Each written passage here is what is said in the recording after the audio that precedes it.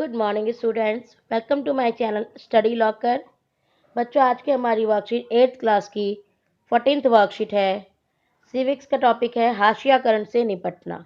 हम इससे पहले की वर्कशीट में पढ़ चुके हैं कि किसी भी वर्ग समुदाय को मुख्य धारा के लोगों से अलग थलग कर देना, इग्नोर करके अलग थलग कर देना हाशियाकरण कहलाता है। तो भाई, हाशियाकरण क्या सही है? बिल्कुल भी सही नहीं है। तो गवर्नमेंट ने इसके लिए क्या करा है, हमें क्या अधिकार मिले हैं, आज हम ये पढ़ेंगे। हम हाशियाकरण से निपटने के लिए मौलिक अधिकारों का प्रयोग कर सकते हैं। संविधान में ऐसे कई सिद्धांत सूत्रबद्ध किए गए हैं जो हमारे समाज और राज्य व्यवस्था को लोकतांत्रिक बनाते हैं। मतलब कि ऐसी व्यवस्था जिसमें सभी की बातों को माना जाए, सभी को समानता का माहौल दिया जाए। इन सिद्धांतों को मौलिक अधिकारों के जरिए परिभाषित किया गया है। आप अगर मौलिक अधिकार पढ़ेंगे तो उसमें आपको शिक्षा का अधिकार, संस्कृति को बढ़ाने का अधिकार, आपको समानता का अधिकार, धार्मिक स्वतंत्रता का अधिकार दिया गया है, जिससे कि आप सभी बराबर हो। ये अधिकार सभी भारतीयों को समान रूप से उपलब्ध होते हैं। जहाँ तक हाशियाई तबकों की बात है, उन्होंने इन अधिकारों को दो तरह से इस्तेमाल किया है। तो जो हाशियाई कबीले, मतलब जिनको साइड कर दिया गया है, पहला, अपने मौलिक अधिकारों पर जोर देकर इन्होंने सरकार को अपने साथ हुए अन्याय पर ध्यान देने के लिए मजबूर किया है। मतलब कि अपने मौलिक अधिकार जो है उसका इस्तेमाल ये सरकार को ये बता के करते हैं कि भाई ये अन्याय हो रहा है, आप इस पर ध्यान दीजिए। और सरकार को उस चीज़ पर ध्यान देना पड़ता है क्योंकि ये संविधान में हमको अधिकार मिले हैं। दूसरा, उन्होंने इस बात के लिए दबाव डाला है कि सरकार इन कानूनों को लागू करे। कई बार हाशियाई तबकों के संघर्ष की वजह से ही सरकार को मौलिक अधिकारों की भावना के अनुरूप नए कानून बनाने पड़े हैं। मतलब कि ऐसे व्यवस्था में कई बार चेंजेस करने पड़ जाते हैं। कोई भी नियम, कोई भी कानून लंबे समय तक सही नहीं होता है। अब जैसे कि आपको स्कूल में स्कूल ड्रेस पहननी ही पहननी है, लेकिन वही स्कूल ड्रेस घर में आके पहने रहोगे तो पिटाई पड़ जाएगी। मतलब कि समय के अनुसार, जगह के अनुसार नियम बदलते हैं। इसमें कुछ नियम आपके दिखाए गए कौन से हैं?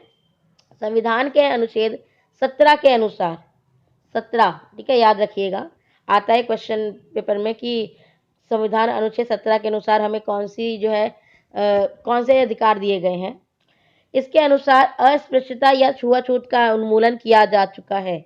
मतलब आप किसी के साथ अस्पृश्यता, पहले क्या होता था कि ना, किसी के साथ छुआछूत, अस्पृश्यता की भावना के कारण लोग टच नहीं करते थे उन्हें।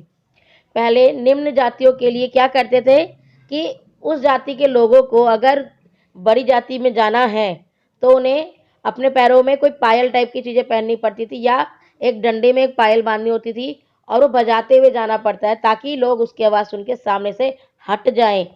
ये आप सोच सकते हो किसी मनुष्य के साथ ऐसा बिहेव करना कितना गलत काम था। तो ये चीज़ हमारे अनुच्छेद 17 के अनुसार हटाया जा चुका है। इसका मतलब यह है कि अब कोई भी व्यक्ति अनुसूचित जातियों को पढ़ने, मंदिरों में जाने, सार्वजनिक सुविधाओं का इस्तेमाल करने से नहीं रोक सकता है।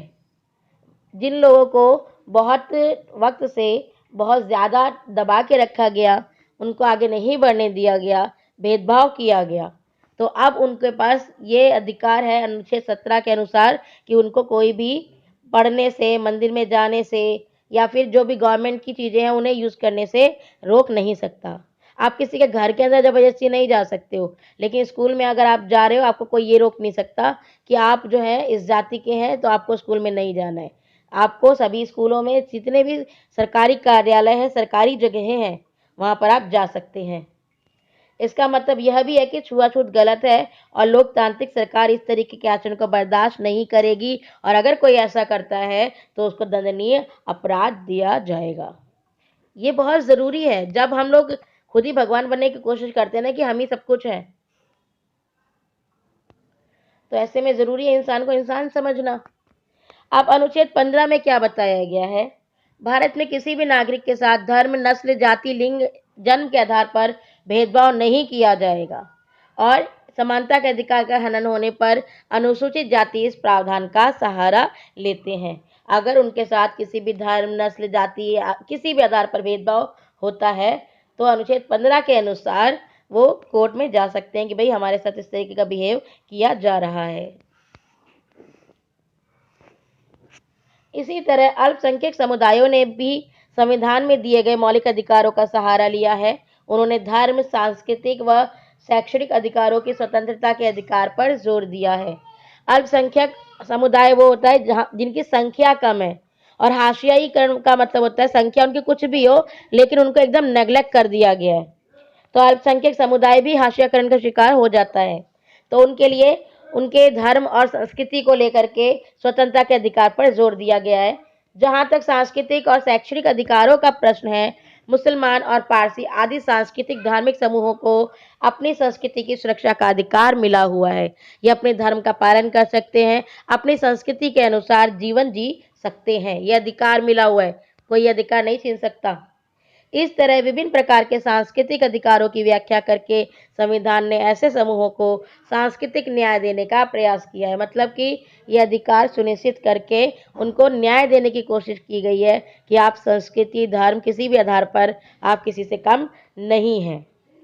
इसका उद्देश्य यह है कि इन समूहों की संस्कृति पर न तो बहुसंख्यक समुदाय की संस्कृति का वर्चस्व हो, ना ही वो नष्ट हो। ऐसा ना हो जाए कि बहुसंख्यक समाज कहे कि भाई हमारी संस्कृति तो ज़्यादा वर्चस्व वाली है, बहुत ऊँची है, और आपकी संस्कृति नीची है, तो आपकी संस्कृति को ख़त्म हो जाना चाहिए। नहीं, सबकी संस्कृति को बराबर अधिकार दिया गया है, जो कि हमें मौलिक अधिकार के तहत मिला है। सामाजिक न्याय को प्रोत्साहन। सामाजिक न्याय को मतलब कि जो भी देखो रूल्स रेगुलेशन तो बनते ही हैं, लेकिन उनको सपोर्ट करना बहुत ज़रूरी है। संविधान को लागू करने के लिए राज्य और केंद्र सरकारें जनजातीय आबादी वाले या भारी अनुसूचित जाति आबादी वाले इलाकों में विशेष प्रकार की योजनाएं लागू करती है। जैसे कि कई स्थानों पर अनुसूचित जाति और आदिवासियों को सरकार की ओर से मुफ्त या रियायती दरों पर छात्रावास की सुविधाएं उपलब्ध कराई गई हैं, ताकि वे शिक्षा संबंधी सुविधाएं हासिल कर सके जो मुमकिन है कि उनको अपने इलाकों में उपलब्ध नहीं है। तो सरकार क्या कर रही है, उनको सुविधाएं दे रही है, शिक्षा के लिए सुविधाएं दे रही है, निःशुल्क जो है छात्रावास की सुविधा उपलब्ध कराई जा रही है। तो इससे क्या है कि अगर वो कहीं और रहकर पढ़ना चाहें तो गवर्नमेंट हेल्प कर रही है। इसके लिए सरकार कानूनों का भी इस्तेमाल करती है ताकि व्यवस्था में निहित असमानता को खत्म करने के लिए ठोस कदम उठाए जा सकें। सरकार ये कानून है कि आप भेदभाव नहीं कर सकते, और गवर्नमेंट उस भेदभाव को रोकने के लिए अपनी तरफ से ठोस कदम उठा रही है। आरक्षण की व्यवस्था इसी तरीके का एक महत्वपूर्ण कानून या नीति है जिसके द्वारा शिक्षा संस्थानों और सरकारी नौकरियों में अनुसूचित जातियों व आदिवासी जातियों के लिए सीटों का आरक्षण किया जाता है। आरक्षण वो सपोर्ट होता है जो इन जातियों को आगे लाने के लिए, बाकी जो वक्त में वो पिछड़ गए हैं उनको बाकी मुख्य धारा से जोड़ने के लिए उन्हें जो है आरक्षण दिया जाता है।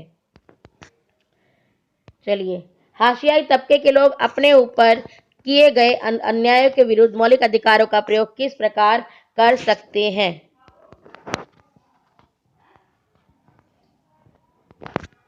आपका आंसर नंबर 1 ये रहा। ठीक है, मौलिक अधिकारों का प्रयोग वो इस तरीके से कर सकते हैं कि जो उन्हें मौलिक अधिकार मिले हैं उसके लिए वो सरकार को अन्याय पर ध्यान दिलवा सकते हैं, और सरकार जो है जिन्होंने कानून लागू करे हैं उन्हें मौलिक अधिकारों के अनुसार और अन्य कानून भी बनाने पड़े हैं। क्वेश्चन नंबर 2 है, राज्य सरकारें और केंद्र सरकारें सामाजिक न्याय को प्रोत्साहन देने के लिए क्या करती है। तो आप यहाँ से इसका आंसर यहाँ से यहाँ तक पूरा लगा सकते हो। आपका आंसर नंबर 2 है। फिर आता है भारतीय संविधान का अनुच्छेद 15 और अनुच्छेद 17 बताइए। ये रहा आपका थर्ड आंसर, अनुच्छेद 17 और अनुच्छेद 15, ये दोनों आप उसमें आंसर में लिखेंगे।